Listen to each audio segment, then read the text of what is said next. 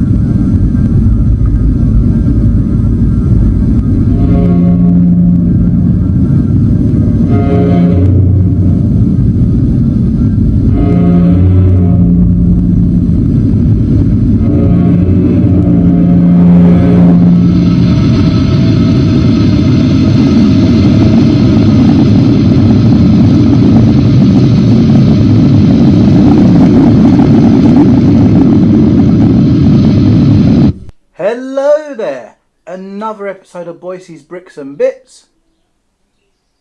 Yeah, it's that big. I mean, this thing, literally, I'm not the biggest of guys, but I'm what, 5'6", 5'7". I'm not skinny, but yeah, this kind of shows how big this model actually is. Apparently, this is roughly the same size model, or the same size as the model used in the actual original films when they were doing the scenes with the Star Destroyers. It was a model of this size. I'm probably going to have to go freehand when I'm recording around it, because it's not quite as simple as get the camera on it, spin it round. It's just too big. Not at any point of this set will I say it's a play set. It's certainly for a display and display only. Even just to move it can be a bit woo, but there is special ways of picking it up. Anyway, let's have a little look at the Star Destroyer. So I'll put the First Order Star Destroyer next to, the Imperial Star Destroyer, just to sort of see the size comparison. Listen, this little ship, it's a good size ship. It's a decent model. I really do like it. I can imagine having a UCS version of that being pretty bad. I won't say the rest of that, but yeah, it's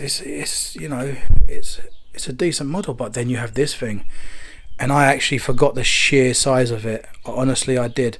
Normally I have it placed up there, and just bringing it down and just standing behind it, just seeing the width of it.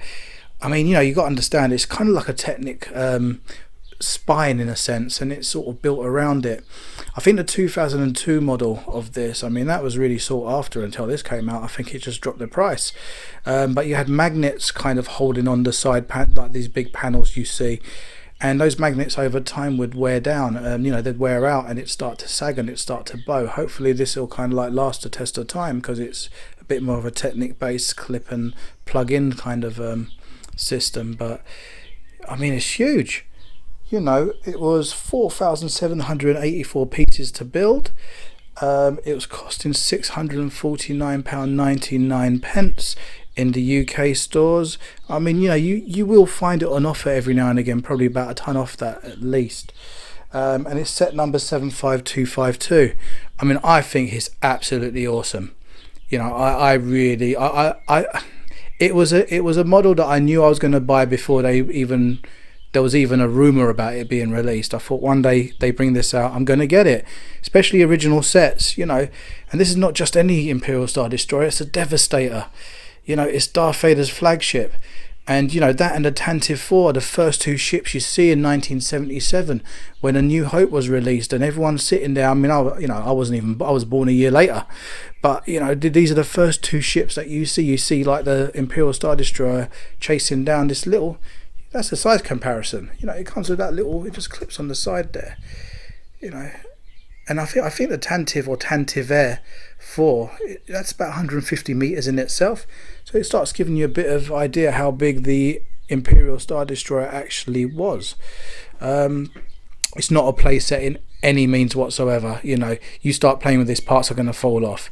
Even just moving it down, you know, it's not the easiest thing in the world to move, but there's a special way of doing it. There's a couple of points underneath that you can kind of place your hands at, and it will take the weight of it. And also there's a couple of panels that remove.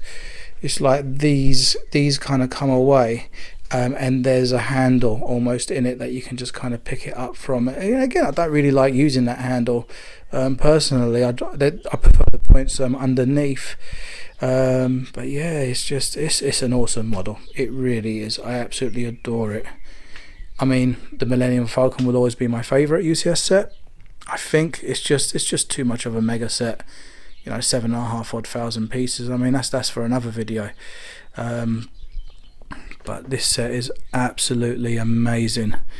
Very simple, and I suppose there's a lot of grey when you're kind of building it, but that's the ship, you know, it is what it is. Yeah, let's just take a little closer look at different parts of it. That's the plaque. You know, you get a couple of Imperial officers with it. I don't think they're in particular anything, you know, anyone well known or anything, but you know, they're the officers that kind of come with it, and I suppose it makes them, you know, collectible in itself. I mean, look at the actual length of the real ship, 1,600 meters. That's like 1.5 miles and then some. Damn, that's a big ship. And do you know what? There's ships that are so much bigger than this.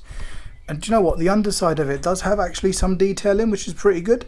As you can see, the stand actually builds into it, so it's not like you can kind of disconnect the stand. You can do and get sort of like independent made ones, but that's pretty much all built in, so it's just a part of the model. And just underneath here, if I can get under there, you can see a little TIE fighter. It's almost like a sort of a docking bay. And actually the Tantive, that little model you saw on the side, he can dock up there as well. And that's kind of where the tractor beam would sort of bring the ship in. You can see a little TIE fighter just kind of like stationary plugged in there. A little bit of greebling, bit of detail underneath. It's nice. You don't often get detailing so much underneath. You just kind of like get the bottom of the flat panels, and this has actually got little bits of detail, which I think is pretty cool. You know, again, both the sides of it, all the little greebling, the effects that are kind of all the way along the entire ship is just, it's nice. I mean, that's actually one long strip. I remember building it.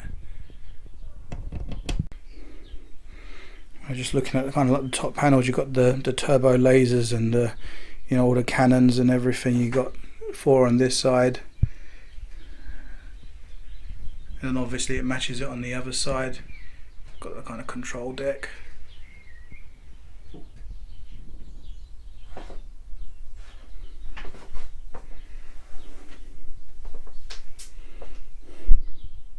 You know, I was watching A New Hope the other day, and just, I mean, there's people complaining about certain aspects of this, but when I was watching it, I could just literally see the detail in the set. When I was watching the actual film, thinking to myself, they've done a good job. They really did do a good job of it.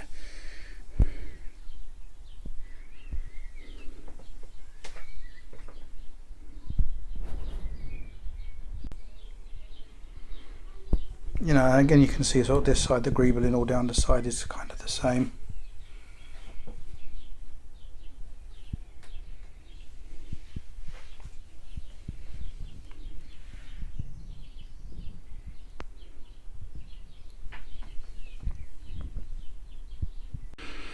I know it's not the cheapest set, and I know it's not exactly the smallest set, But if you're a fan and you're a Lego collector and you've got the space to display this, honestly, for me it's a must-have. I know it's not cheap, but you know, you can get a little bit of money off of it usually during sale times, sort of May the 4th sales, or even sort of like winter sales. Normally you get a bit of a discount on them in certain stores.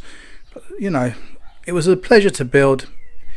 A little bit repetitive at times, but I still really enjoyed building this, and just displaying it. You know, it's certainly just the sheer mass, just the presence of it. It's an awesome set, and it's something that I'm so glad I now own. Yeah, it's definitely up there with some of the top UCS sets I have. And yeah, I mean, thank you for watching. I hope this has been helpful. I hope it's given you some information. You never know, it might have changed a few minds out there whether you're going to buy it or not. But yeah, it's another video of mine. Please like it, please enjoy it, and yeah, I'll bid you a good day and hope to see you at the next video. Take care.